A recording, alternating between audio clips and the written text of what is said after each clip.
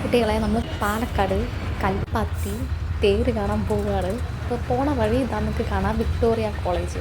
പേര് പോലെ തന്നെ ഗംഭീര കോളേജാണ്. അങ്ങനെ പോയിക്കൊണ്ടിരിക്കുകയാണ് നമ്മൾ.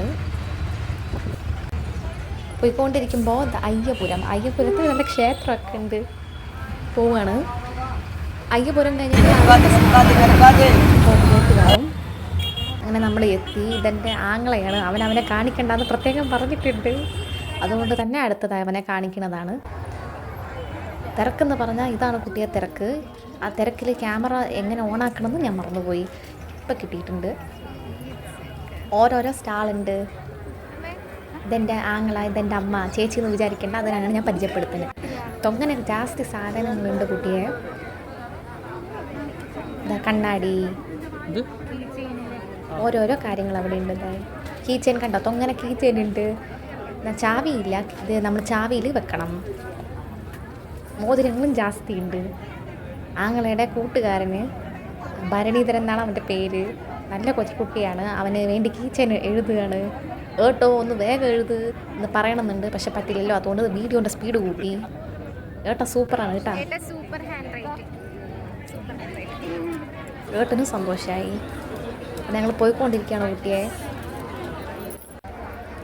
വലിയ ബലൂണ്, വീണ്ടും കണ്ണാടി, ഒരുപാട് കണ്ണാടികളുണ്ട്. പച്ച, മഞ്ഞ, ചുവപ്പ്, തൊങ്ങനെ കുപ്പുവളയുണ്ട്. എന്നാൽ തൊങ്ങനെ വിലയുവാണ്.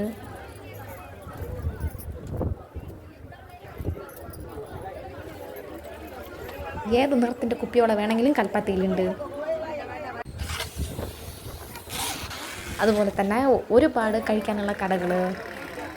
തൊങ്ങനെ തിരക്കാണ് ഊണിയെ. പാലക്കാട് ഈ സമയത്ത് എല്ലാവരും ഇവിടെ ഓടിയെത്തും. പാലക്കാട് ദേശീയ രഥോത്സവമാണത്. അടുത്ത വർഷം എല്ലാവരും വരണം.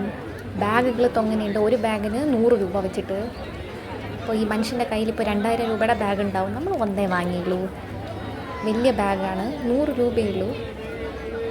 100 കാര്യങ്ങളൊക്കെ വെക്കാൻ പറ്റും. വീണ്ടും കണ്ണാടി, വീണ്ടും കുപ്പിവള, തൊങ്ങനെ സ്റ്റോളുണ്ട്. ജാസ്തി സ്റ്റോളുകളുണ്ട്. വില കേട്ട് ഞങ്ങൾ ഞെട്ടി. അതുകൊണ്ട് കൽപ്പാത്തിപ്പുഴ തൽക്കാലം കാണിക്കുകയാണ്. ഇത് കൽപ്പാത്തിപ്പുഴയാണ്.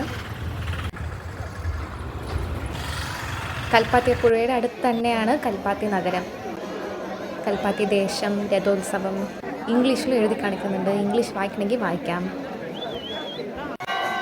വലിക്കുകയാണ് കുട്ടികളെ. കണ്ടോ, ഇംഗ്ലീഷിൽ തൊങ്ങനെ എഴുതി കാണിക്കുന്നുണ്ട്. പാലക്കാടിൻ്റെ ജീവനാണ് ഈ ഉത്സവം. അടുത്ത വർഷം എല്ലാവരും ഇത് കാണാൻ പാലക്കാട് വരികയും